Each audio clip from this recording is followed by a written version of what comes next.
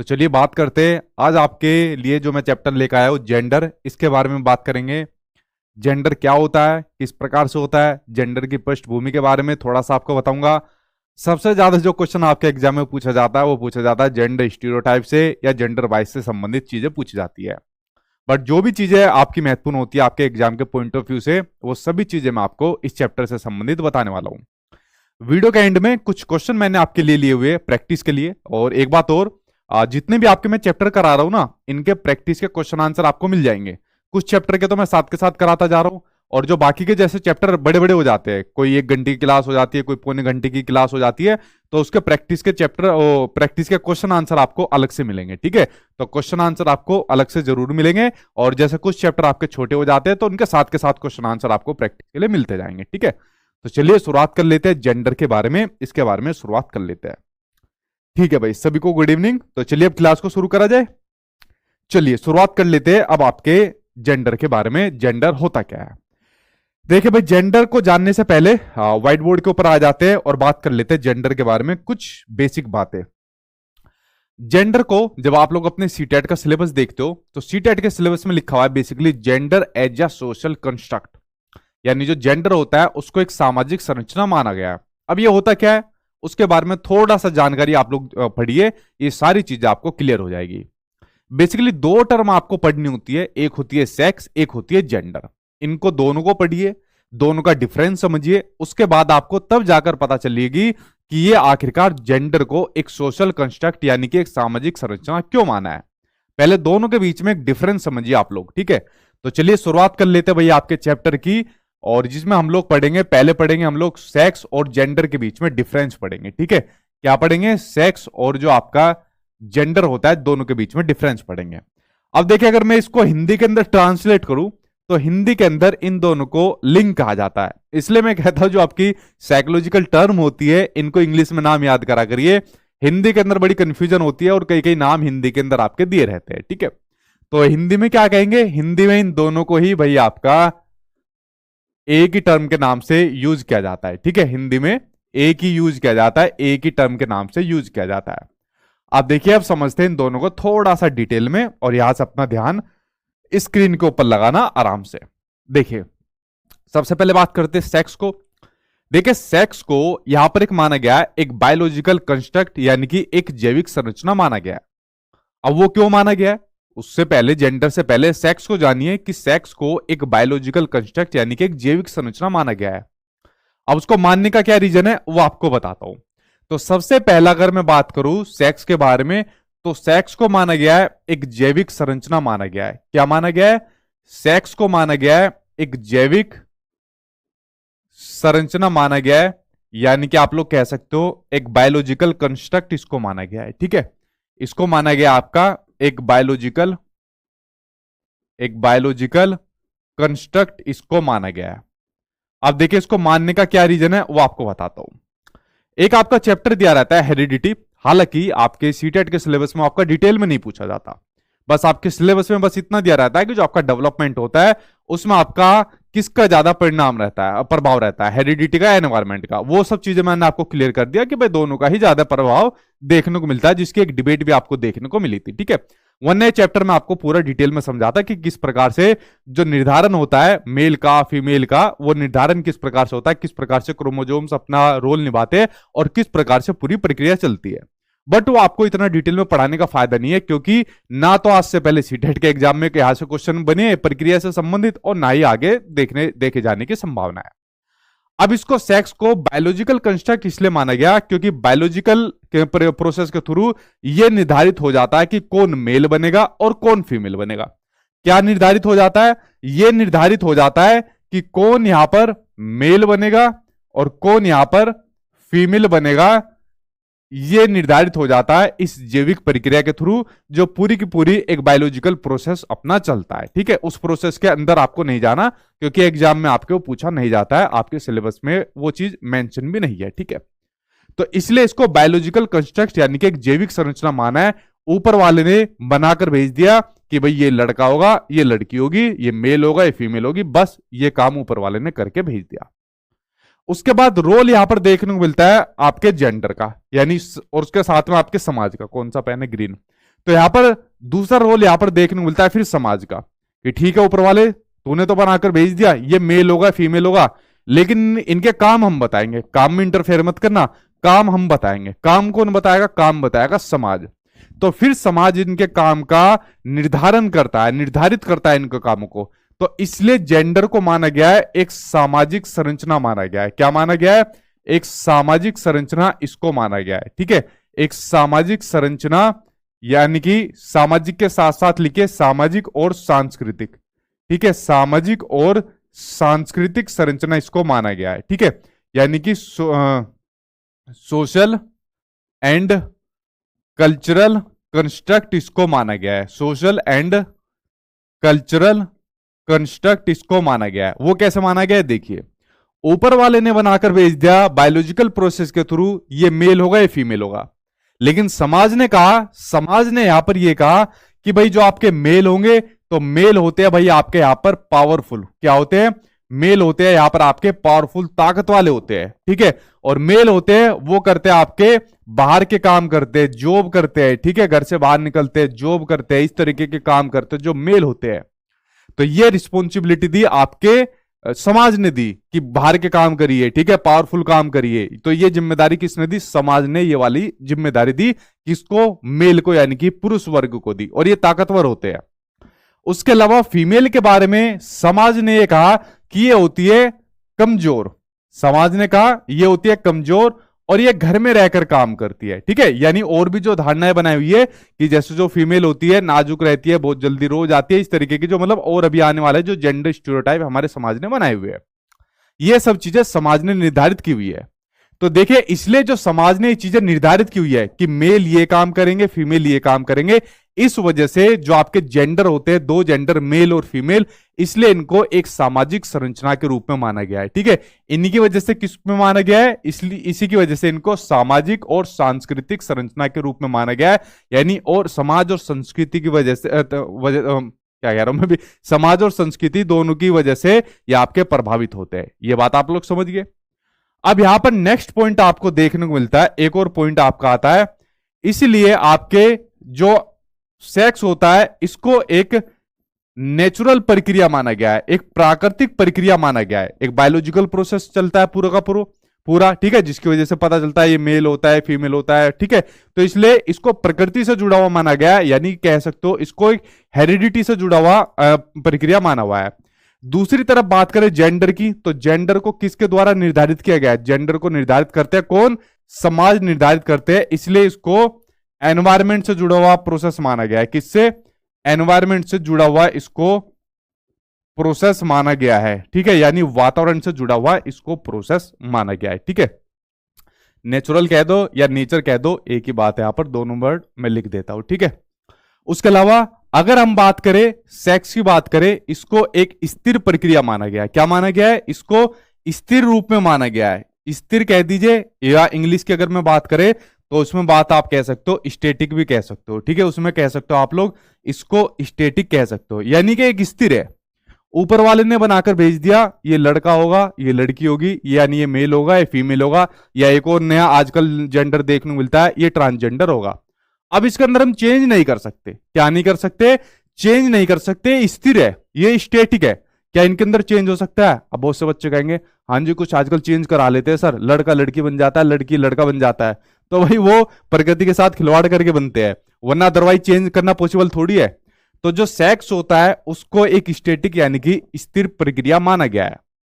But जो आपका gender होता है, जेंडर को माना गया है एक आपका गतिशील प्रक्रिया। पेन ग्रीन रखता हूं भाई, ठीक है, पेन के साथ वही चलाता हूं। इसको माना गया आपका एक गतिशील प्रक्रिया, यानी कि आपका एक डायनेमिक प्रोसेस माना गया है। ठीक है, इसको माना गया आपका एक डायनेमिक प्रोसेस माना गया है, यानी कि इसके अंदर आपका चेंज होता रहता है। ठीक है, इसके अंदर आपका क्या होता रहता है? इसके अंदर आपका चेंज होता रहता है। आप कहोगे सर इसके अंदर कैसा चेंज होता है? यार एक बात बताओ, जो आपके फीमेल है, फीमेल पावरफुल नहीं हो सकती? फीमेल पावरफुल हो सकती है ना, समाज की धारणा बन सकती है ना। मान लो किसी लड़की ने लड़के को पटकनी दे दी, उठाकर फेंक दिया, तो समाज क्या कहेगा? ओबे भाई ये तो बहुत ताकतवर निकली, ये तो लड़के से भी ज्यादा ताकतवर निकली। तो इसके अंदर चेंज नहीं हो गया, तो ये क्या हो गया? जो जेंडर का आपका कंसेप्ट था वो डायनेमिक हो गया ना। तो लड़के को उठाकर फेंक दिया, एकदम समाज की जो थिंकिंग थी वो एकदम चेंज हो गई। मान लो कोई मेल है, तो मेल ने अगर घर के काम कर दिए तो समाज की धारणा बदल गई, अबे भाई वो तो घर के काम कर रहा है, वो तो कल कपड़े धो रहा था, ठीक है, वो तो कल किचन में लग रहा था। तो एकदम क्या हो गया, चेंज हो गया एकदम, ठीक है। तो इसलिए इसको गतिशील यानी कि एक डायनेमिक प्रोसेस के रूप में माना गया है, ठीक है। अगर मैं बात करूं, सेक्स की बात करूं, तो सेक्स होता है व्यक्तिगत होता है, ठीक है। सेक्स कैसा होता है, व्यक्तिगत होता है, ठीक है, पर्सन टू पर्सन होता है, ठीक। जब स्थिर है तो भाई आपका व्यक्तिगत होगा, लेकिन ये आपका होता है व्यवस्थित होता है, ठीक। ये आपका कैसा होता है, सिस्टमेटिक होता है, यानी कि आपका व्यवस्थित होता है, ठीक। एक इसको भी पॉइंट को लिख लीजिए। अब यहां पर कुछ मैंने आपको डिफरेंस बताए, आई होप आप लोग यहां पर सेक्स और जेंडर के बारे में डिफरेंस समझोगे, ठीक है। आप लोगों ने सिर्फ सिंपल आज तक पढ़ा होगा कि भाई सेक्स क्या होता है, जेंडर क्या होता है, इतना थोड़ा बहुत पढ़ा होगा, लेकिन इस तरीके से आपने इनको डिटेल में अच्छी तरीके से समझा होगा कि दोनों के बीच में मेजर डिफरेंस क्या होते हैं। अब देखिए यहां से कुछ चीजें निकल कर आती है, उन चीजों के ऊपर नजर डालिए। ये चीजें जानना आप लोगों के लिए बेहद जरूरी है। पेन कौन सा बदलू भाई, अब काला ले लेता हूं, ठीक है। अब देखिए यहां से कुछ चीजें निकल कर आती है। चीजें यहां पर ये निकल कर आती है, अगर यहां पर कोई भी व्यक्ति, समाज का कोई भी व्यक्ति इन दो जेंडर के बीच में अगर किसी को वरीयता ज्यादा दे रहा है, एक जेंडर के मुकाबले दूसरे को ज्यादा वरीयता दे रहा है, लड़के को मुकाबले लड़की को दे रहा है, लड़की के मुकाबले लड़के को ज्यादा वरीयता दे रहा है, तो समझ लो वो दो जेंडर के बीच में भेदभाव कर रहा है, यानी कि जेंडर बाइस का कंसेप्ट निकल कर आ रहा है, ठीक है। मान लीजिए आप लोग वीडियो देख रहे हो और वीडियो देखते देखते अगर मैं कह दूं कि भाई और भाई लड़को मैं तुम्हारे साथ हूं, ठीक है, तो क्यों, क्योंकि तुम मेरे पक्ष के हो, तो यहां पर लड़कियां कहेगी कि इसका मुंह नोच डालेंगे अगर कहीं हमें मिल गया तो। हमेशा लड़कों के साथ की बात करता है, अपने पक्ष की बात करता है, ठीक है, लड़कियों की बात नहीं करता। अगर मैं कह दूं कि नहीं मैं तो लड़कियों के साथ रहूंगा, लड़कों के साथ नहीं रहूंगा, तो लड़के क्या कहेंगे, लफंडर होगा पक्का एक नंबर का, लड़कियों के साथ हमेशा रहता है, लड़कों की तो बात हमेशा करता ही नहीं है। तो आपको एक बात समझनी है, अगर यहां पर एक लिंग के मुकाबले, ठीक है, एक लिंग के मुकाबले दूसरे को वरीयता दी जाए, ध्यान से सुनना, ये काफी बार एग्जाम में आता है, एक लिंग के मुकाबले दूसरे को वरीयता दी जाए, एक लिंग के मुकाबले दूसरे को वरीयता दी जाए, दूसरे को वरीयता दी जाए, तो इसको क्या कहेंगे, इसको कहेंगे आपका जेंडर बाइस, इसको कहेंगे, क्या कहेंगे, इसको कहा जाता है आपका जेंडर बाइस कहा जाता है। एज ए टीचर, ठीक है, as a teacher, as a parents, as a अच्छा सोशल नागरिक, आपको बच्चों के बीच में कभी भी जेंडर बाइस नहीं करना है, किसी भी प्रकार का आपको क्या नहीं करना है, बच्चों के बीच में कभी भी आपको जेंडर बाइस नहीं करना है, ये बात आपको हमेशा ध्यान रखनी है, ठीक है। ये चीज अभी हम लोग पढ़ेंगे आगे आगे जैसे क्लास चलती जाएगी, ठीक है। यानी एक जेंडर के मुकाबले दूसरे जेंडर को कभी आपको वरीयता नहीं देनी, ठीक है, ये काम आपको हमेशा ध्यान रखना है। इस डर से नहीं कि लड़कियां हमारा मुंह नोच लेगी या लड़के हमारी तरफ जो है गाली बक देंगे, इस वाले डर से नहीं, नैतिकता बनती है आपकी, आपको दोनों को हमेशा इक्वल रखना है। अभी आपका इक्वल और इक्वलिटी का कंसेप्ट भी आएगा, ये बात आप लोग समझ गए। एक तो आपकी नैतिकता भी बनती है, दूसरी बात ये अधिकार भी है, ये हर नागरिक का अधिकार है। हमारे देश के कॉन्स्टिट्यूशन में, हमारे देश के संविधान में इस बात का जिक्र भी दिया हुआ है। अगर आप लोगों को नहीं पता हो तो इस बात को जान लीजिए कि भारत के आपके संविधान में आर्टिकल नंबर 51 के अंदर इस बात का जिक्र दिया हुआ है, ठीक है, आर्टिकल 51 के अंदर, कि किसी भी देश के जो नागरिक है उनमें किसी भी प्रकार का भेदभाव नहीं किया जाएगा जाति के आधार पर। इनफैक्ट आपका उसी के अंदर वर्ड दिया हुआ है जेंडर के आधार पर, किसके आधार पर, आपका जेंडर के आधार पर भी किसी भी प्रकार का भेदभाव नहीं किया जाएगा। अगर आप भेदभाव करते हो तो आपके खिलाफ सजा का प्रावधान भी बनता है। इस वाली बात को आपके आर्टिकल 51A या कहीं कहीं पर आपको दिया रहता है कि कौन कौन से आपके आर्टिकल है, कहां से लेकर आर्टिकल है जहां पर सभी को समानता की बात की गई है, सभी को समान अवसर देने की बात कही हुई है। तो आप लिख सकते हो कि आर्टिकल 14 से लेकर 18 तक में इस वाली बात का जिक्र दिया हुआ है। कितने, आर्टिकल 14 से लेकर 18 तक में इस वाली बात का आपका जिक्र दिया हुआ है, जो आपके आर्टिकल ये दिए हुए, ठीक है। ये बात आप लोग समझ गए। अब ये मत सोचना खाली नैतिकता की बात है, अगर आपने भेदभाव भी करा तो आपके ऊपर कार्रवाई हो सकती है। तो आपको जेंडर बाइस की जगह क्या करना है, ठीक है, आपको जेंडर बाइस की जगह सभी बच्चों को समता का अधिकार देना है, समानता का अधिकार देना है, जिसके बारे में हम लोग पढ़ेंगे। क्या देना है आपको? इक्विटी की बात करनी है। किसकी बात करनी है आपको? उनके बीच में करनी है, इक्विटी की बात करनी है, यानी कि समता की बात करनी है, कि सभी बच्चों के बीच में आपको समानता की बात करनी है, सभी बच्चों को समान अवसर की बात करनी है, उनकी योग्यता के अकॉर्डिंग उनको जो जो वो संसाधन चाहिए वो आपको प्रोवाइड कराने हैं। और कभी भी बच्चों के बीच में आपको ये जेंडर भेदभाव, जेंडर वाइज आपको नहीं करना है। इस बात को आपको ध्यान रखना है, ठीक है। तो समता की बात करनी है, ना कि आपको जेंडर वाइज की बात करनी है। ये बात आप लोग समझ गए। आपकी मोरल ड्यूटी भी है एज ए टीचर। यहां से क्वेश्चन भी आपके पुटअप आते हैं कि एज ए टीचर आप लोग क्या काम करोगे, उनके बारे में बात करेंगे। और आपकी वैसे भी आपके कॉन्स्टिट्यूशन में इस वाली बात को गई है, नहीं करोगे तो आपके खिलाफ सजा का भी प्रावधान बनता है, ठीक है। आई होप यहां पर आप लोग चीजें समझ गए होंगे। जो जो चीजें मैंने आपको बताई, सेक्स के बारे में बताया, जेंडर के बारे में बताया, डिफरेंस जो आपके हो गए, और जो मोटी मोटी बात है आपको बताई। यहां तक अगर आपको कोई चीज डाउट कुछ नहीं है समझ में आया तो जल्दी से पूछिए। आपके तो कमेंट ही गायब हो गए, ठीक है। एक सेकेंड, ठीक है। चलिए यहां तक क्लियर है ना सब? नहीं, यूट्यूब पर नहीं हुई आज क्लास, ठीक है। आज मेरा मन नहीं था, और जिस दिन मेरा मन नहीं होता फिर मैं क्लास नहीं लेता यूट्यूब के ऊपर, ठीक है। लेकिन पेड वालों को तो देनी पड़ती है, आप लोगों ने तो भाई पैसे दिए हुए, ठीक है। तो यूट्यूब पर मेरा मन नहीं था, लेकिन उनका बच्चों का मैं करा दूंगा, उनका भी, ठीक है। ठीक है, यहां तक क्लियर है आपका? चलिए अब बात करते हैं, आगे बात करते हैं। अब देखिए, जब ये जेंडर वाइज आता है, ठीक है, यानी ये जो जेंडर वाइज है, जहां पर एक पक्ष के मुकाबले, एक जेंडर के मुकाबले दूसरे को वरीयता दी जाए, तो एक और कंसेप्ट देखने को मिलता है। वो कंसेप्ट रहता है आपका जेंडर स्टीरियोटाइप का रहता है। कौन सा? जेंडर स्टीरियोटाइप का, यानी आपका लैंगिक रूढ़िवादिता के नाम से जिसको जाना जाता है, ठीक है। ठीक है, अब वो थोड़ा थक गया था मैं, इस वजह से नहीं ले पाया क्लास, वरना रेगुलर में क्लास लेता ही यूट्यूब वगैरह पर भी, ठीक है। अब देखिए, ये आपका कंसेप्ट सबसे ज्यादा आपके एग्जाम में पूछा जाता है। वैसे तो सारे पूछे जाते हैं, ये थोड़ा ज्यादा पूछा जाता है। जेंडर स्टीरियोटाइप यानी लैंगिक रूढ़िवादिता क्या होती है? स्टीरियोटाइप का आपको सिंपल मतलब पता है कि स्टीरियोटाइप का मतलब होता है कोई ऐसी बात, कोई ऐसी चीज, कोई ऐसा प्रचलन जो पहले से ट्रेडिशनली रूप में चलता चला आ रहा हो, वो आपका क्या होता है? कोई स्टीरियोटाइप रहता है, ठीक है। जैसे मान लीजिए कहते हैं ना कि भाई हमारे घर में तो सभी लोगों की मूछें होती है, तो हम भी मूछों को रखेंगे कि कोई ये वीरता की, सूरता की मतलब निशानियां होती है। ऐसी बातें, ऐसा स्टीरियोटाइप चलता आ रहा है, ठीक है। तो वहीं पर आपका जुड़ जाता है जेंडर। जेंडर स्टीरियोटाइप यानी जब किसी स्टीरियोटाइप को किसी जेंडर से जोड़ दिया जाए, कि जैसे जो पिंक कलर है, पिंक कलर को बेसिकली जोड़ा जाता है फीमेल के साथ, कि पिंक कलर का कोई भी कपड़ा रहेगा, टी शर्ट रहेगी या कोई भी XYZ कपड़ा रहेगा, वो सिर्फ लड़कियां पहनती है, लड़के नहीं पहन सकते इसको। क्यों? क्योंकि ऐसा पहले से एक स्टीरियोटाइप चला रहा है कि पिंक कलर का जो भी कपड़ा रहता है वो सिर्फ लड़कियां पहनती है। देखना लड़का कितना बढ़िया लग रहा है, कितना स्मार्ट लग रहा है लड़का, ठीक है। तो ये स्टीरियोटाइप चलता आ रहा है।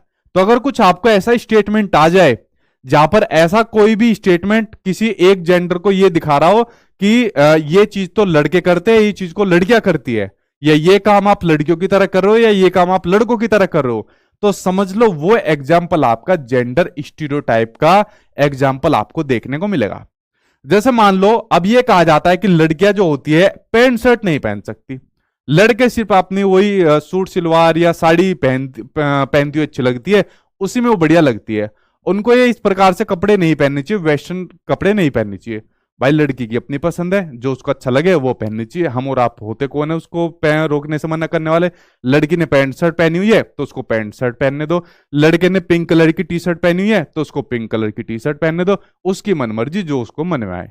तो आपका अगर यहां पर कोई इस बात को कहता है कि नहीं उसको पिंक नहीं पहननी चाहिए, लड़की को ऐसे कपड़े नहीं पहनने चाहिए, तो समझिए वो आपका किसका एग्जाम्पल है? जेंडर स्टीरियोटाइप का आपका एग्जाम्पल है। यहां पर आप लोग समझ गए। दूसरा एक और एग्जाम्पल आपको देता हूं, ये आपका एग्जाम में भी बहुत पूछा जाता है। अगर यहां पर एक लड़का गाड़ी से खेल रहा है और एक लड़की खेल रही है आपकी डोल से, ठीक है, और यहां पर अगर कोई आकर ये जो लड़का है, ये लड़का आपका डोल से खेलना शुरू कर जाए और लड़की गाड़ी से या बंदूकों से खेलना शुरू कर जाए, और कोई इसके पेरेंट्स आके या कोई भी टीचर आके खेल जाए कि अरे नहीं बेटा तुम गुड़िया डोल से क्यों खेल रहे हो, डोल से तो लड़कियां खेलती है, और लड़कियों को कह दे कि तुम गाड़ी से या बंदूक से क्यों खेल रहे हो, इससे तो लड़के खेलते हैं, तो किसका एग्जाम्पल हो जाएगा? ये एग्जाम्पल हो जाएगा आपका जेंडर स्टीरियोटाइप का एग्जाम्पल हो जाएगा। यार बहुत से ऐसे बच्चे हैं, बहुत से ऐसे लड़के भी रहे होंगे जो गुड़ियों से खेलते होंगे, है भाई लड़कों? बताओ कमेंट बॉक्स में, आप में से थे ना बहुत से जो गुड़ियों से खेलते? तो आज बता दो अपने मन की बात, ठीक है? खुल के बता दो, क्योंकि आपका कमेंट सिर्फ मुझे ही दिख रहा है, मैं देख लूंगा, ठीक है? और नहीं देखेगा कोई भी। इसमें शर्माने की बात थोड़ी है। देखो अगर आप शर्मा गए, ठीक है, तो समझ लो आप अपने अंदर क्या दिखा रहे हो, आप अपने अंदर इसी कंसेप्ट को दिखा रहे हो कि जेंडर स्टीरियोटाइप से आप लोग ग्रसित हो। खुल के बता दो यार कि हाँ भाई हम खेलते थे, गुड़ियों से खेलते थे, इसमें कौन सी बड़ी बात है? खेल लिए तो खेल लिए, लड़के खेल नहीं सकते गुड़ियों से?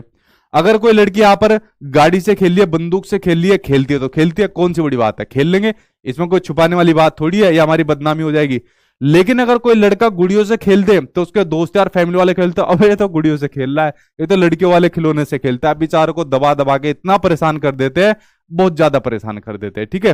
तो ये कंसेप्ट आपके जेंडर स्टीरियोटाइप को दिखाता है, ठीक है? तो खेलते थे ना बहुत सारे लड़के गुड़ियों से, बताओ कौन सा खेलता था? जरा अपना नाम बताना कि कौन कौन गुड़ियों से खेलता था, ठीक है? लड़के साड़ी पहन सकते हैं भाई, आप पहन लेना, और इस जेंडर स्टीरियोटाइप की जो प्रथा है इसको तोड़ के दिखा देना। ठीक है, क्या नाम था? ठीक है यार, परिधान परिधान वो तो देखिए, मतलब साड़ी पहननी है आपको पहन लीजिए, पर ये तो देख लीजिए कि मतलब वो अब इसमें कपड़ों की बात हो रही है, ठीक है? इतना खतरनाक क्वेश्चन पूछा है कि साड़ी पहन सकते हैं क्या? अब देखिए साड़ी का जो प्रॉपर जो परिधान रहता है, ठीक है, तो पहनने में तो ऐसी कोई हर्ज नहीं है अगर आपको पहनना है। लेकिन इसकी जो शुरुआत होगी तो विरोध तो बहुत तकड़ा झेलना पड़ेगा। अगर आपको साड़ी पहननी है तो उसके साथ में कुछ श्रृंगार भी करना होता है, ठीक है? नाक में कुछ नथ भी डालनी होती है, साथ में कुछ वैसे भी कर सकते हो थोड़ा बहुत। तो उसके लिए रेडी रहना, तैयार रहना। तो ट्राई करके देखना जिस भी लड़के ने इस क्वेश्चन को पूछा है, ठीक है? तो ये आपका जेंडर स्टीरियोटाइप का आप लोग समझ गए, इस प्रकार से एग्जांपल होता है। तो एक बच्चे ने कहा मैं जेंडर स्टीरियोटाइप को तोड़ूंगा साड़ी पहनकर, तो जिस दिन वो साड़ी पहन लेगा तो फोटो दिखा देंगे हम लोग कि भाई इसने जेंडर स्टीरियोटाइप को तोड़ दिया, ठीक है? चलिए अब देखिए एक बात आप लोग यहां पर समझिए, मैं आपको एक चीज बताता हूं। ये जो जेंडर स्टीरियोटाइप बच्चे के अंदर आता है, ठीक, एक मैंने फोटो भी यहां पर आपको दिखाई हुई है, देखिए जेंडर रोल आप लोग यहां पर समझ गए। एक देखिए जेंडर रोल से पहले एक चीज आपको दिखाता हूं।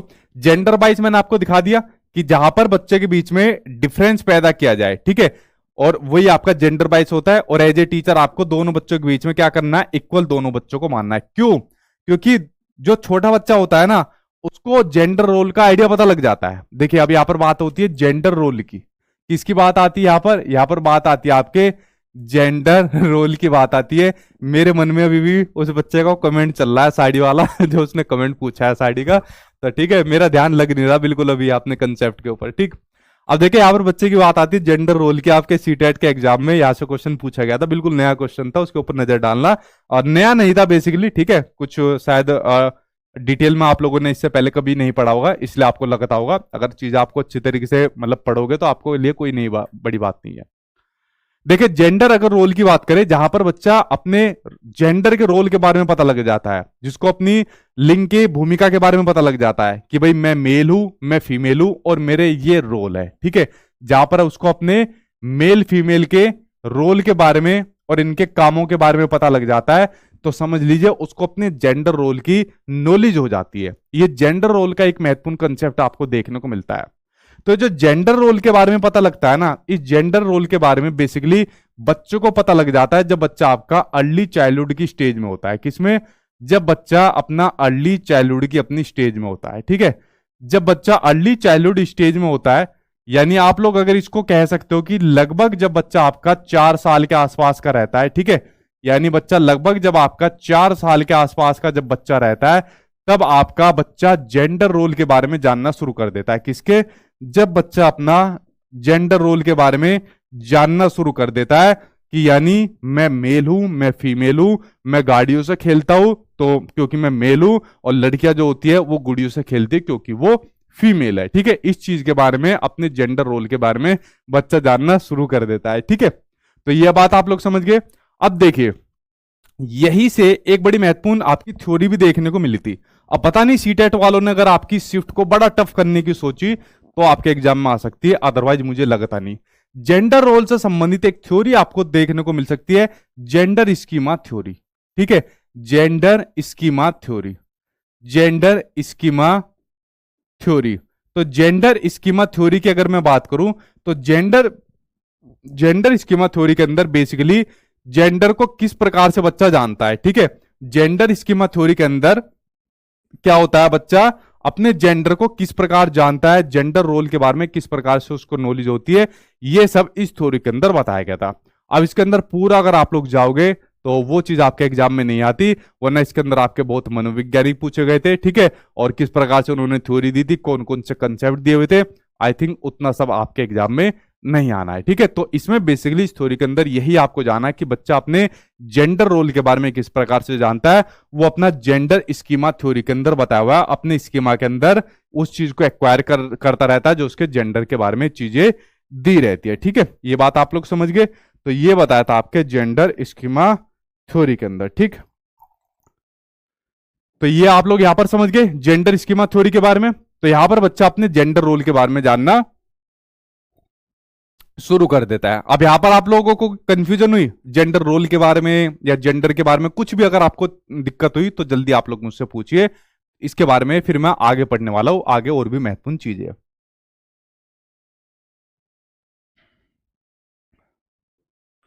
पूछे जल्दी से।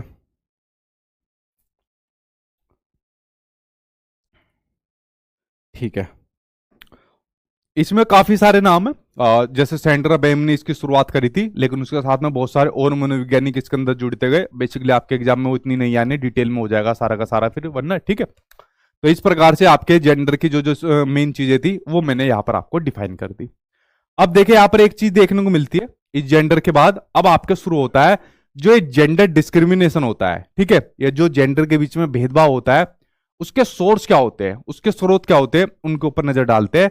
आई थिंक यहां तक आपको कोई दिक्कत नहीं होगी जहां तक मुझे लग रहा है, ठीक।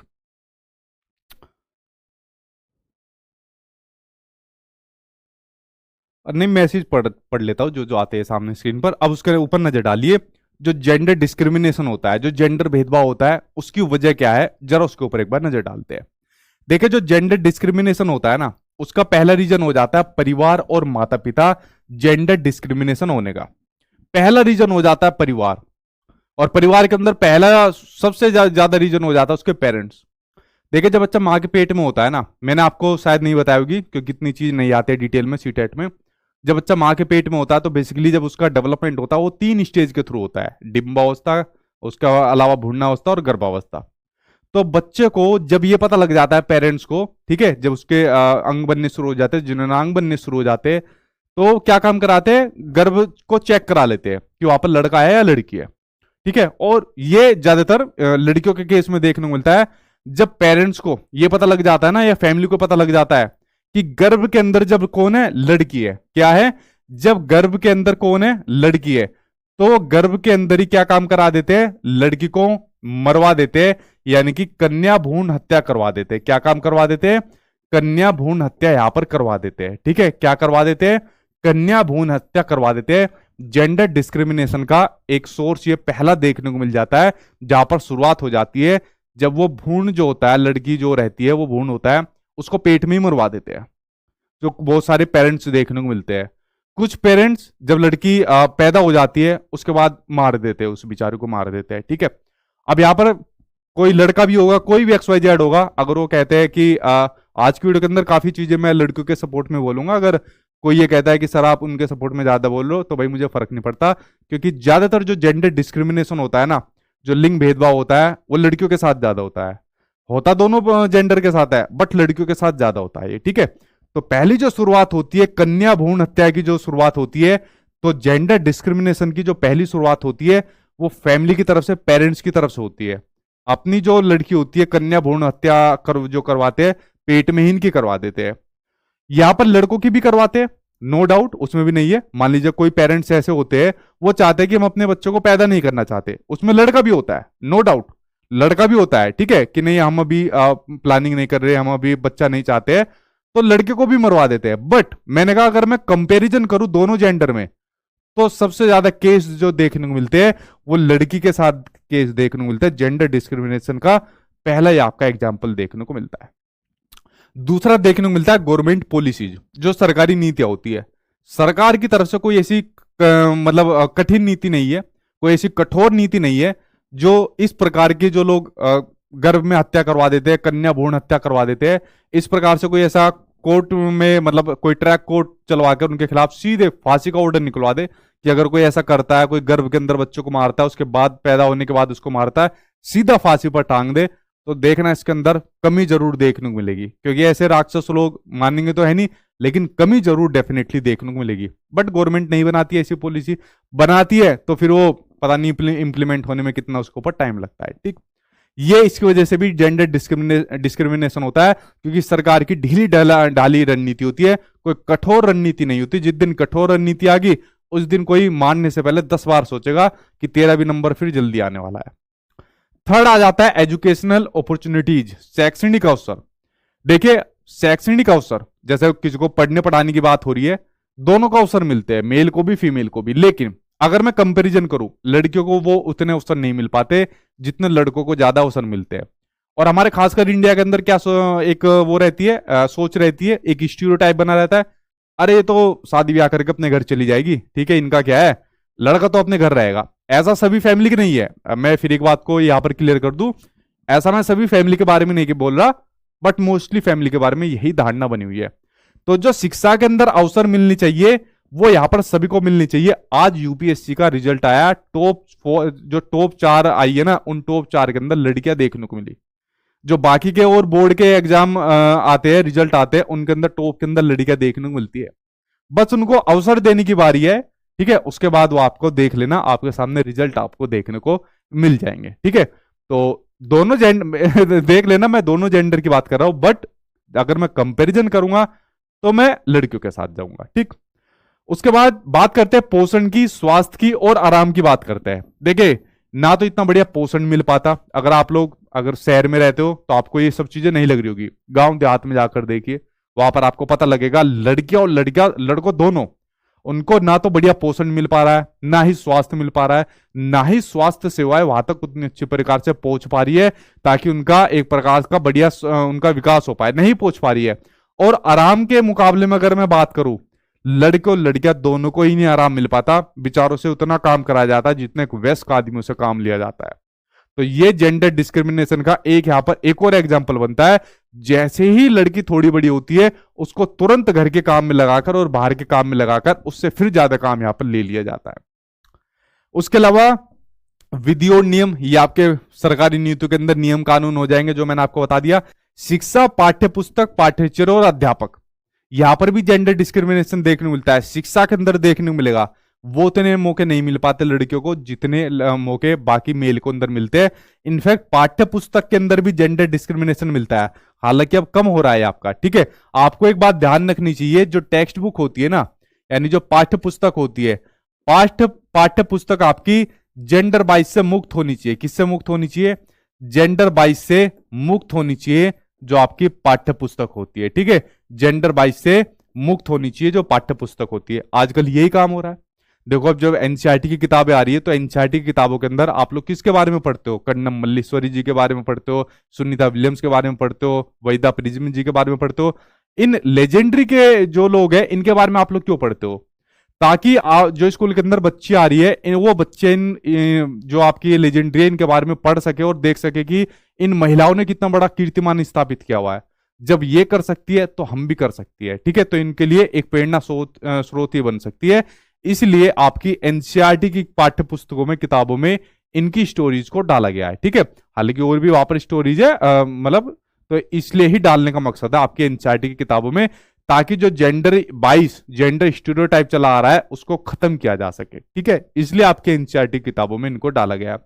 पाठ्यचर्या हो गया और अध्यापक हो गया। अध्यापक भी आपका जेंडर डिस्क्रिमिनेशन करता है। वो क्या काम करता है? किसी भी जगह पर अगर कोई मान लीजिए कोई सिंगिंग से संबंधित कुछ काम हो रहा है तो लड़कों को लेकर नहीं जाएगा, लड़कियों को आगे करेगा।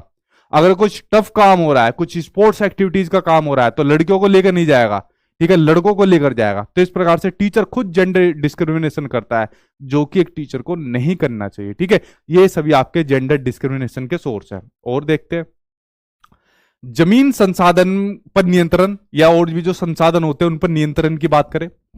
देखिए अगर इसका जैसे मैं खुद एग्जांपल दूं आपको, जैसे हमारे जैसे यूपी की बात करें तो यूपी के अंदर हमारी खुद की जैसे जमीन है, क्योंकि भाई हम लोग खुद जमीन से जुड़े हुए हैं और हमारी ठीक ठाक जमीन है। तो हमारी जैसे दादी है, तो हमारी दादी बेसिकली फरीदाबाद की रहने वाली है, मतलब हरियाणा के अंदर वो पड़ जाता है। तो उनके पास भी काफी जमीनें थी, ठीक है, मतलब है अभी भी थी क्या। तो उन हरियाणा के अंदर बेसिकली क्या है, जो जमीन रहती है उसके अंदर एक अपना जमीन को लड़की के नाम भी किया जाता है, वरना और बहुत कम जगह पर जमीन को लड़की के नाम नहीं किया जाता। जबकि जमीनों को भी बराबरी का हिस्सा दिया जाना चाहिए, लड़कों और लड़कियों के बीच में बराबर बांटा जाना चाहिए, बल्कि जबकि ऐसा नहीं हुआ जाता। तो ये भी किसका जेंडर डिस्क्रिमिनेशन का एग्जाम्पल बनता है, नहीं बनता है, बनता है आपका। अभी जैसे हमारी दादी एक्सपायर हो गई थी, उसके बाद जितनी उनकी जमीन का हिस्सा था, तो जैसे हमारे हमारे घर पर कॉल किया गया कि भाई आप अपने हिस्सा ले लीजिए। खैर हमने तो लिया नहीं कि भाई चलो कोई बात नहीं, उनको दे दो जो भी अपना बनता है। तो हरियाणा के अंदर जैसा केस है, अब उसको देखो हरियाणा के अंदर ये केस क्यों क्यों, क्योंकि हरियाणा के अंदर सबसे ज्यादा कन्या भ्रूण हत्या होती है, जो मारा जाता है, ठीक है। तो इस वजह से पॉलिसी लाई गई कि भाई उनके नाम, लड़कियों के नाम ये कर दीजिए, इस तरीके से लाएगी। तो जो संसाधन होते हैं, जैसे जमीन हो गई या XYZ घर हो गया, जो संसाधन होते हैं, ठीक है, तो वहां पर भी लड़कियों को भी बराबरी का अवसर मिलना चाहिए। और वहां पर समाज के कुछ लोग आ जाते हैं कि नहीं हम तो इनके लिए शादी कर देते हैं, शादी में बहुत पैसा लगाते हैं, भाई जिम्मेदारी हो आपकी जो पैसा लगाते हो, ठीक है। तो संसाधनों पर भी जेंडर डिस्क्रिमिनेशन देखने को मिलता है, ठीक। उसके अलावा घर में कार्य विभाजन, जो घर के अंदर जो काम का डिस्ट्रीब्यूशन रहता है ना, वहां जेंडर डिस्क्रिमिनेशन देखने को मिलता है। अगर घर से बाहर कुछ चीज लेकर आनी है तो लड़कों को भेजते हैं, अगर घर के अंदर कुछ मतलब बर्तन मंजवाने हैं, झाड़ू लगवानी है, तो अपन लड़कियों को काम करवाएंगे। तो ये जेंडर डिस्क्रिमिनेशन देखने को मिल जाता है। नहीं, उल्टा करवा दो, अगर बाहर से कुछ काम करवा के लाना है लड़की को भेज दो, नहीं आज तू करके लाएगी। अगर घर के अंदर कुछ काम है, चल भाई आज तू बर्तन धोएगा, आज तू झाड़ू लगाएगा, करवा दो, उल्टा वाला काम करवा दो। जैसे हम अपने घर की बात करें तो हमारे मतलब घर के अंदर या जैसे फैमिली वगैरह है, तो थोड़ा एक वो वाला मामला रहता है, चौधरी वाला मामला रहता है, अजी हाँ हम काम करेंगे, ये रसोई में हमारे बस की ये वाला काम थोड़ी है। तो थोड़ी वाली मेंटेलिटी रहती है कि मतलब हम थोड़ी कैसे कर सकते हैं वाला काम। बट अब चेंज होती जा रही है साथ के साथ, अभी वाली मेंटेलिटी आ रही है कि यार महिलाएं घर का काम कर रही है तो हमें करने में कोई मतलब ऐतराज नहीं है, ठीक है, वो हमारे लिए कर रही है तो हम भी कर सकते हैं। तो ये जेंडर डिस्क्रिमिनेशन धीरे धीरे खत्म होता जा रहा है। तो घर के अंदर जो काम रहते हैं ना, उसके अंदर जो डिस्ट्रीब्यूशन होता है, आप भी एज ए पेरेंट्स आपको इसके अंदर क्या काम करना चाहिए, इस जेंडर बाइस को, स्टीरियोटाइप को खत्म करना चाहिए, ठीक है। आपस में शेयरिंग करके करवाना चाहिए बच्चों से, जो काम करवाना चाहिए, ताकि उन्हें ऐसा फील ना हो सके कि जो घर का रसोई का काम है वो सिर्फ लड़कियां ही करेंगी, या जो बाहर जाके काम करके आएगा वो लड़का इस काम को करेगा, ठीक है। नियुक्तियों में, प्रमोशन में या फिर प्लेसमेंट में, रोजगार में जेंडर आपका डिस्क्रिमिनेशन होता है। वहां पर क्या होता है, जैसे मान लीजिए प्रमोशन हो रहा है, प्लेसमेंट हो रही है, कुछ भी XYZ हो रहा है, नहीं यार वहां पर फीमेल का क्या काम, वो तो ऐसी जगह है यार, ये थोड़ी कर पाएंगे, वहां पर मेल को भेजो, कोई तेज तरार वहां पर मेल को भेजो, ठीक है। ऐसी एक स्टीरियोटाइप बना हुआ है, ठीक है। तो ये भी जेंडर स्टीरियोटाइप का आपका एक एग्जाम्पल देखने को मिल जाता है। यहां तक अगर भाई आपको कोई दिक्कत हो, समस्या हो, तो आप लोग पूछिए, उसके बाद फिर मैं आगे यहां पर बढ़ने वाला हूं, ठीक है। पूछिए भाई आपका BPSC का बैच कब तक आएगा, BPSC का बैच आपका कब से चल रहा है, अभी तक BPSC पे लटके हुए हो, ठीक है। ठीक है भाई, ठीक है,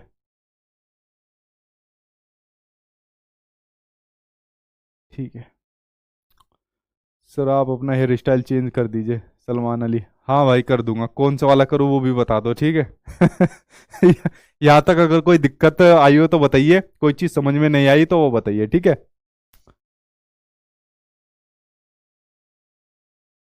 ठीक है। लड़के क्या है, लड़के घाघरा नहीं पहनते, आप पहनाओ, पहले अपने भाई को पहनाओ घाघरा, अपने भाई से शुरुआत करो, ठीक है। कह रहे लड़के घाघरा नहीं पहनते, अपने भाई को घाघरा पहनाओ, फिर उसके एक वीडियो पहनाओ, वहीं से शुरुआत करो सबसे पहले, ठीक है। क्वेश्चन पूछो।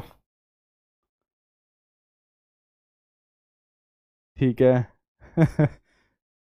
ठीक है, चलो अब मैं आगे, देखिए अब बात कर लेते हैं, कुछ इंडिकेटर की बात कर लेते हैं जो जेंडर को दिखाते हैं कि हमारे देश के अंदर या हमारी सोसाइटी के अंदर किस प्रकार का जेंडर है, अच्छा है बुरा है, इस प्रकार के इंडिकेटर इसको दिखा देते हैं, ठीक है। ठीक है भाई, जेंडर कितने होते हैं? अरे भाई कैसा सवाल पूछ रहे हो, एक जेंडर तो आपको पता ही चल रहा है, जो आपको सामने दिख रहा है, मेल हो गया, एक फीमेल हो गया, एक ट्रांसजेंडर जिसको सुप्रीम कोर्ट से मान्यता मिल गई है। इनके अलावा कोई और है आपको? कैसे कैसे सवाल पूछ रहे हो, ठीक है।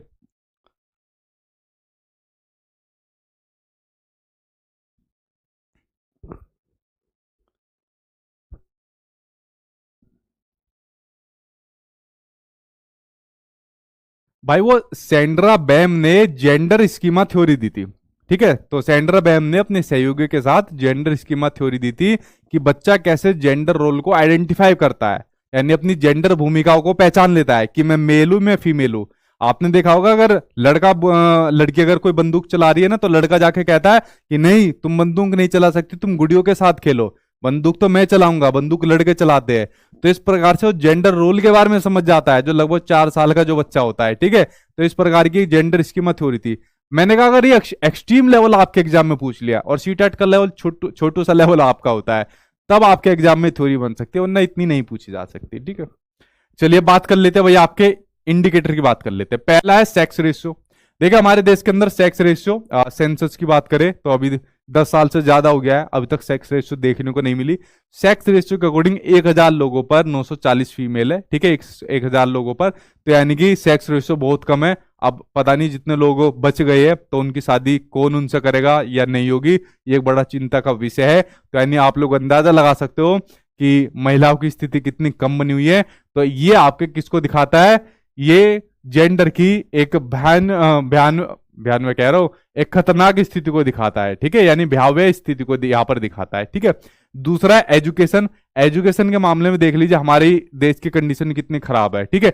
लेकिन 10 साल पहले जो सेंसस के आंकड़े आए थे और अभी के सेंसस के जो आंकड़े आए, धीरे धीरे करके इंप्रूवमेंट होती जा रही है और काफी हद तक ये इंप्रूव हो गई है, ठीक है। तो जैसे जैसे एजुकेशन सुधरती जाएगी उसी प्रकार से जेंडर का जो आपका रेशियो है मेल फीमेल दोनों का, वो बढ़ता हुआ आपको देखने को मिलेगा।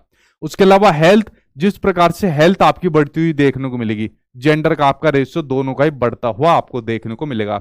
आपका वर्क फोर्स, ठीक है, पार्टिसिपेशन इन वर्क फोर्स, जो काम है आपका, चाहे आपका घर का हो चाहे बाहर का हो, उसमें जो पार्टिसिपेशन आपके दोनों ही आपके में उसका रहेगा, जेंडर का रहेगा। बल्कि तीसरे को भी आप लोग ऐड कर लीजिए, आपका तीसरा जेंडर आज आपका जज तक बनने हैं, फोर्स के अंदर जा रहे हैं, इतने बड़े बड़े आपके काम कर रहे हैं, ठीक है, उनको भी आपको हल्के में नहीं लेना चाहिए। तो ये भी आपका क्या काम करेगा? जेंडर का इंडिकेटर होता है कि ये आपका अच्छे इंडिकेटर के अंदर आपका ऐड होगा।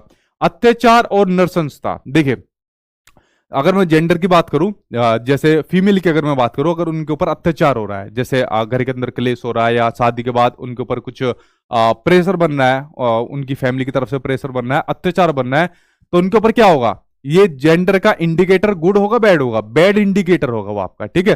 तो इसके अलावा एक यहां पर इंडिकेटर लड़कों के लिए भी होता है, मेल की तरफ से भी होता है। कुछ लड़कियां ऐसी हो जाती है जो अपने लॉ का, कानून का गलत मिसयूज करती है, उल्टा घर वालों को फंसा देती है। तो दूसरा जो पक्ष होता है, लड़कों का जो पक्ष होता है, वो उनके लिए गलत इंडिकेटर हो जाता है। तो यहां पर जो अत्याचार है ना, वो दोनों के लिए ही बात हो रही है, दोनों ही जेंडर के लिए यहां पर देखने को मिल रहा है, ठीक है। तो कुछ इंडिकेटर बेसिकली यहां पर दिए हुए हैं, ठीक।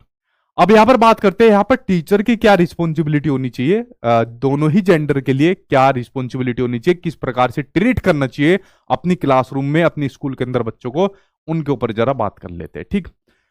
देखिए पहली बात है क्लास के भीतर और बाहर, ठीक है, क्लास के भीतर और बाहर लड़कों और लड़कियों से समान अधिकार प्राप्त विद्यार्थियों के रूप में अध्यापक को उनसे व्यवहार करना चाहिए। एक फोटो मैं आपके लिए लाया था, उस फोटो को आपको दिखा देता हूं, आई होप आप लोग इस फोटो के माध्यम से चीजों को समझ जाएंगे। आप लोगों ने एक वर्ड सुना होगा इक्विलिटी, और एक वर्ड सुना हुआ होगा इक्विटी। इक्विलिटी और इक्विटी यानी कि समानता और समता, ये बात आप लोगों ने सुनी होगी। अब देखिए इन दोनों को मैंने एक दिन यूट्यूब पर भी बताया था और दोबारा आपको समझा देता हूं। देखिए समानता का मतलब होता है जब आप लोग क्या काम करते हो, समान अधिकार देते हो, ठीक है। जब आप लोग क्या देते हो, समान अधिकार देते हो, और उसको क्या देते हो, समान संसाधन देते हो बच्चों को, ठीक है, समान संसाधन देते हो, ठीक है, और समान मात्रा में उसको देते हो, तो ये हो जाता है आपका समानता का अधिकार हो जाएगा आपका। ध्यान से सुनना, इस फोटो से आपको सारी चीज कवर हो जाएगी। अब यहां पर बच्चों का कोई गोल है, एजुकेशन का गोल है या उनका कोई अदर कोई गोल है, इस गोल को वो अचीव करना चाहते हैं, ठीक है। ये फोटो के माध्यम से देख लीजिए, इनको कोई यहां पर मैच देखना है, उनकी कोई हाइट अलग अलग यहां पर हाइट है, ठीक है। अब यहां पर आप लोगों ने क्या दे दिया, उनको समान अधिकार दे दिए या उनको समान संसाधन दे दिए। ये देखिए, उनको अधिकार समान दे दिया, समान संसाधन आपने दे दिए। क्या यहां पर उनका गोल अचीव हो गया? जी नहीं। उनका उनका जो जो भी गोल था उस गोल को प्राप्त नहीं कर पा रहे। इसने तो कर लिया, इसने जैसे तैसे कर लिया। क्या इस बच्चे का प्राप्त हो गया? जी नहीं, इस बच्चे का यहां पर प्राप्त नहीं हुआ।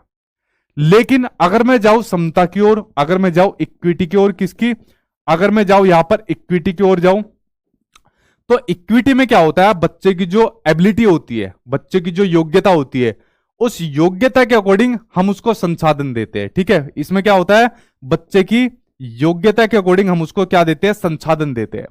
अब देखिए, जिस बच्चे की जो योग्यता थी, एबिलिटी थी, जो उसका स्तर था, उसके अकॉर्डिंग वैसा हमने उसको संसाधन दे दिया। अब इसकी जो योग्यता थी, इसके अकॉर्डिंग हमें लगा इसको संसाधन की जरूरत नहीं है, नहीं दिया। और यहां पर लगा इसको ज्यादा संसाधन की जरूरत है, इसको ज्यादा दे दिया। और सभी ने अपने गोल को अचीव कर लिया। तो यहां पर समानता का अधिकार ज्यादा बढ़िया है, समता का अधिकार ज्यादा बढ़िया है? समता का बढ़िया है ना। इक्विलिटी के मुकाबले इक्विटी ज्यादा आपका बढ़िया हो गया ना। तो इसलिए हमको बच्चों को इक्विटी के माध्यम से चीजें देनी चाहिए। इक्विटी का प्रोसेस आपका ज्यादा अपनाना चाहिए।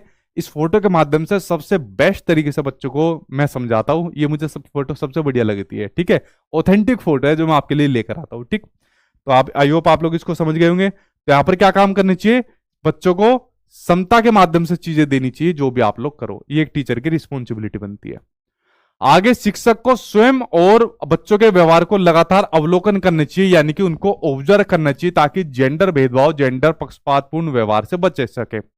अपने व्यवहार को भी ऑब्जर्व करे और बच्चों के व्यवहार को भी ऑब्जर्व करे, ताकि गलती से कोई ऐसी चीज ना निकल पड़े जो बच्चों को ऐसा फील हो जाए कि जिसमें जेंडर वाइज देखने को मिल जाए। और बच्चे के व्यवहार को भी करे, ताकि बच्चा किसी लड़की को ये ना कह रहा हो कि नहीं तुम ये गुड़ियों से लड़का गुड़ियों से खेल रहा हो, कि भाई तुम गुड़ियों से क्यों खेल रहे हो। ठीक है, इस प्रकार के स्टेटमेंट अगर कोई बच्चा कर रहा हो, टीचर उसको नजरअंदाज कर रहा है, ये एक टीचर को ऑब्जर्व करते रहना चाहिए व्यवहार को। अध्यापक को लिंगवादी भाषाओं का प्रयोग करने से बचना चाहिए। ठीक है, लिंगवादी भाषाओं का बच्चा कैसे, देखे आप लोगों ने अगर गवर्नमेंट स्कूल के अंदर देखा होगा, वहां पर जो मोस्टली टीचर्स होते हैं ना, वो पता है कैसी भाषा का यूज करते हैं, ए लड़के, ए लड़की इस प्रकार की लैंग्वेज का यूज करते हैं। हम लोगों ने भी बहुत से टीचर्स को रोका था। अरे मैंने कहा सर ऐसे मत बोला करो। अरे ये क्या ऐसी ऐसी बोली जाती है यहाँ पर। ठीक है, तो बेसिकली इस प्रकार की कॉमन लैंग्वेज ये बनी हुई है, ए लड़के, ए लड़की। ठीक है, तो ऐसी लैंग्वेज को बोलने से बचना चाहिए टीचर को। ठीक है, क्योंकि ये किसको दिखाती है, जेंडर वाइज को दिखाती है। ठीक है, या जेंडर स्टीरियोटाइप को दिखाती है। जेंडर वाइज और जेंडर स्टीरियोटाइप में एक बार बहुत थिनर लाइन जितना गैप होता है, बहुत थिनर लाइन जितना डिफरेंस होता है इन दोनों के बीच। ठीक है, अगला है अध्यापक को कार्य विभाजन में जेंडर भेदभाव ना करना चाहिए। कार्य विभाजन, ठीक है, यानी जो उनका वर्क डिस्ट्रीब्यूशन होता है, जैसे जो घर के अंदर काम बटे होते हैं, वो मैंने आपको बता दिया कि घर के अंदर, रसोई के अंदर लड़कियां और बाहर के अंदर लड़के काम करेंगे। उसी प्रकार से स्कूल के अंदर काम बट रहा है। मान लीजिए टीचर ने कोई काम लगा दिया, कि जैसे जहां पर कोई चैलेंजिंग काम है, ठीक है, जिसके अंदर मेहनत लग रही है, तो टीचर ने क्या काम करा, नहीं लड़कियों तुम यहां मत करो, ये तो वैसा काम है, तुम्हें चोट लग जाएगी। नहीं, लड़कियों को भी कराओ भाई, लड़कियों से मेहनत कराओ। और जहां पर कोई अपना सिंगिंग कंपटीशन चल रहा है, जहां पर कुछ रंगोली का कंपटीशन चल रहा है, इस तरीके की क्राफ्ट वगैरह का चल रहा है, तो वहां पर लड़कियों के साथ साथ में लड़कों को भी लगाओ। तो कार्य विभाजन में जेंडर भेदभाव नहीं करने चाहिए टीचर को, दोनों को समान मौके उनको देने चाहिए। ये एक टीचर की जिम्मेदारी यहां पर देखने को मिलती है। अगला है अध्यापक को चाहिए कि वे लड़के और लड़कियों से समान अपेक्षा करे। ठीक है, समान अपेक्षा कैसे, लड़कों से कठिन अधिक संकेत एक्शन ना करे और लड़कियों से आसान और कोमल कार्य करने की आशा ना करे। दोनों से मिक्सअप चीजें यहां पर उसको करनी चाहिए। ठीक है, तो ये बात आपकी इसके बारे में हो गई। अब बात करते हैं कुछ क्वेश्चन आंसर के बारे में। अब क्वेश्चन आंसर के ऊपर एक बार नजर डाल लेते हैं, तब तक मैं थोड़ा सा पानी और पी लेता हूं, इसके बाद क्वेश्चन आंसर के ऊपर नजर डालते हैं हम लोग। ठीक, अब यहां तक कोई समझ आपको नहीं आया तो जल्दी से आप लोग पूछे क्या आपको नहीं आया, फिर मैं क्वेश्चन आंसर के ऊपर बढ़ रहा हूं आपका।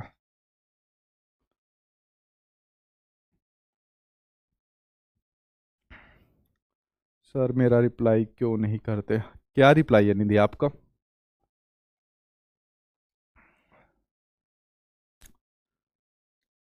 मेरे हस्बैंड मेरा बिल्कुल साथ नहीं देते।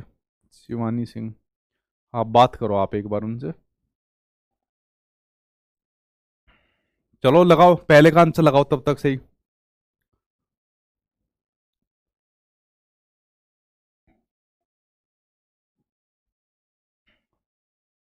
क्लास होने वाली है, बस ये क्वेश्चन है बस आपकी प्रैक्टिस के लिए, उसके बाद आपकी क्लास खत्म है।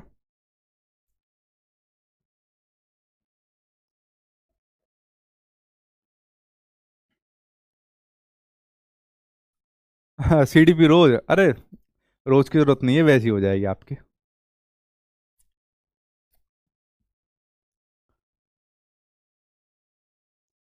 सर आपकी शादी हो गई? नहीं भाई, रोज यही क्वेश्चन में लगे रहते हो, सवाल पे सवाल।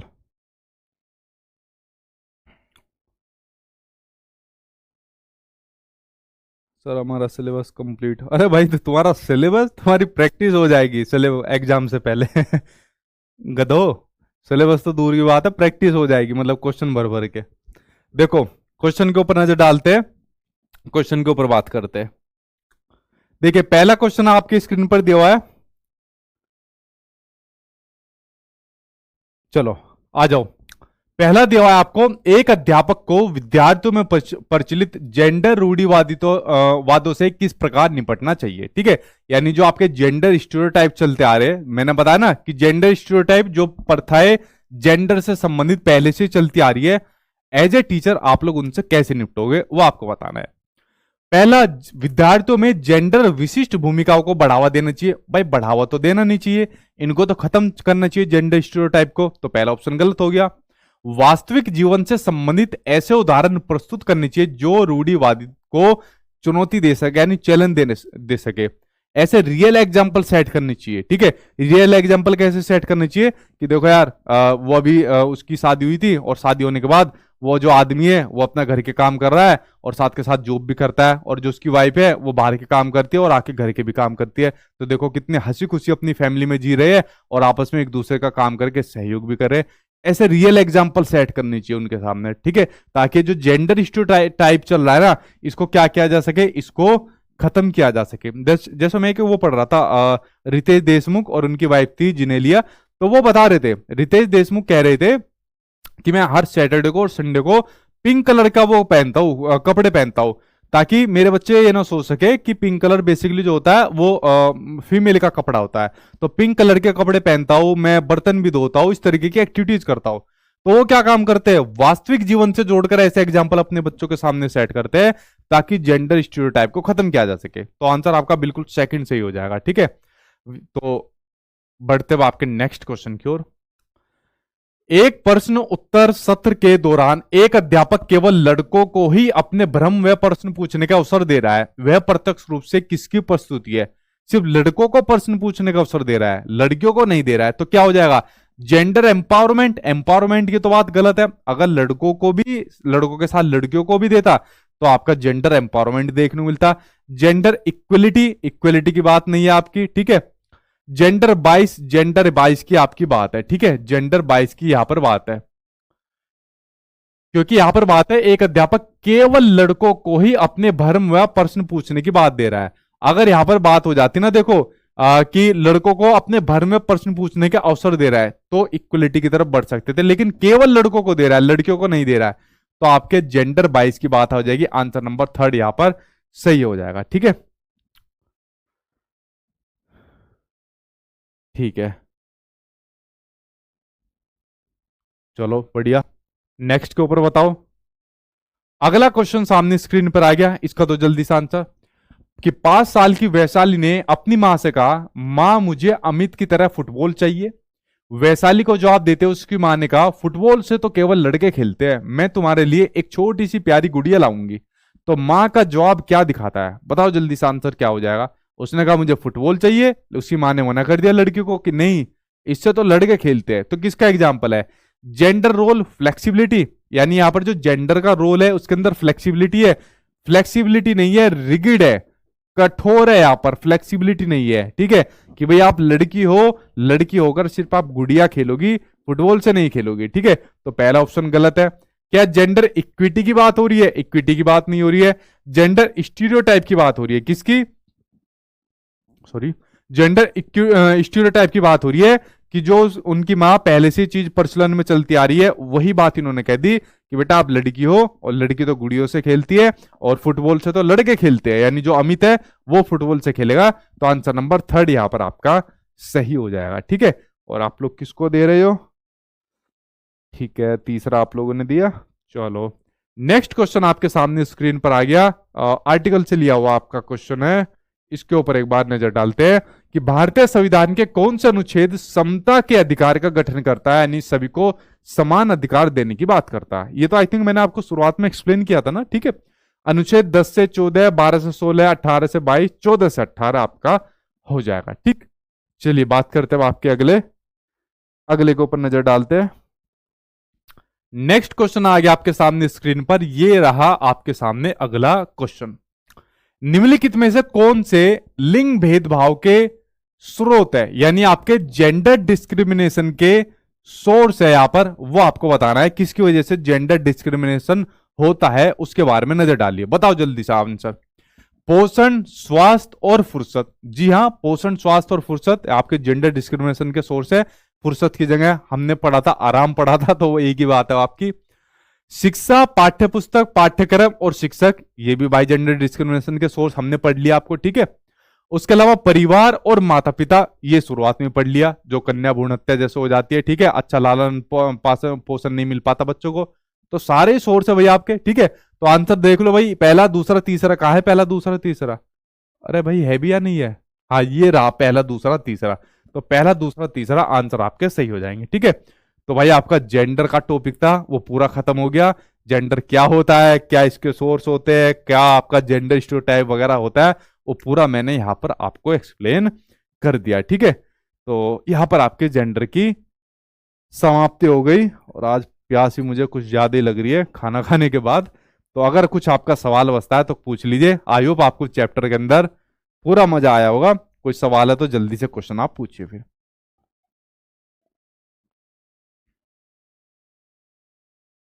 हम्म।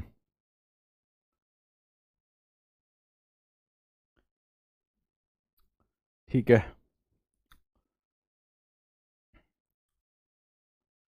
ठीक। क्लास में अगर कोई चीज समझ में नहीं आई तो जल्दी पूछो क्वेश्चन अपना।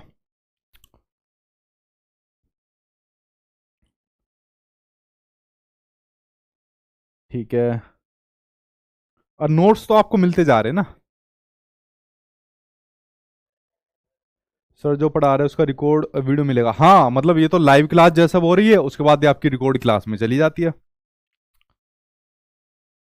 सर मेरा मार्क्स क्यों नहीं बढ़ रहा है? 25 से ज्यादा बढ़ेगा, ज्योति बढ़ेगा, रुक जाओ धीरे धीरे करके। अभी तो क्लास ही कितनी हुई है आपकी। कमेंट बहुत तेजी से आ गए भाई आपके। ठीक है भाई, थैंक यू राजीव कुमार। ठीक ठीक। हाँ हाँ भैया, आंसर समझ लिया। मतलब कुछ ऐसा तो नहीं है कुछ समझ में नहीं आया हो, कोई आपको कंसेप्ट ऐसा लगा हो समझ में नहीं आया, कुछ वर्ड या कोई पॉइंट आपको समझ में नहीं आया, तो मुझसे पूछिए, मैं आपका जवाब दूंगा। ठीक है। नोट्स वगैरह के आपके मैसेज आ रहे हैं। और वरीयता मतलब एक को ज्यादा प्राथमिकता पहले दी जाए, ठीक है। जैसे मेल होता है, फीमेल होता है, अगर मैं एक की तरफ मेरा झुकाव ज्यादा है, एक को पहले प्राथमिकता ज्यादा दे रहा हूं, तो आपका वरीयता होता है। मतलब मेल है, फीमेल है, और मैं मेरा एक की झुकाव ज्यादा है, एक की तरफ झुकाव ज्यादा है, ठीक है। एक के पक्ष में मैं ज्यादा बात कर रहा हूं, तो आपका वरीयता का मतलब होता है, ठीक। 30 मिनट और पढ़ाइए, चैप्टर तो खत्म हो गया, और कितना पढ़ाओ 30 मिनट? ठीक है, ये बच्चों के बहुत मजे रहते हैं कि सर और पढ़ाइए और पढ़ाइए, चैप्टर खत्म होने के बाद और क्या पढ़ाओ, ठीक है। सब चीज तो हो गई, चैप्टर खत्म, क्वेश्चन खत्म। क्या सीडीपी जो है वो कंप्लीट नोट्स है? हाँ, मतलब कुछ चीजें नहीं है वो आपको क्लास में मिलती ही जाती है, ठीक। सीडीपी तो मतलब ऐसे नहीं छूट जाएगी, आप लोगों ने अगर इसको अच्छे से तरीके से कर लिया तो मुझे शायद ही लगता है कोई एक आधा नंबर शायद आपकी किसी शिफ्ट में आ गया तो आ गया नया, वरना तो अच्छे तरीके से पूरे 8 मार्क आओगे आप। ठीक है। सर समझ में आ गया, बट मेरा कमेंट्स नहीं आते। अर्चना कमेंट्स आ रहे हैं, बहुत स्पीड से आ रहे हैं, देखो कमेंट्स सब आ रहे हैं यहाँ पर। ठीक है, क्लियर ना, सब क्लियर चैप्टर? तो फिर मैं चलूँ भाई अब? चलो मैं चलता हूँ अब। ठीक है, चलो पढ़ते रहो, मिलता हूँ आपसे नेक्स्ट क्लास में, तब तक पढ़ते रहना, ध्यान रखना, गुड नाइट, टेक केयर।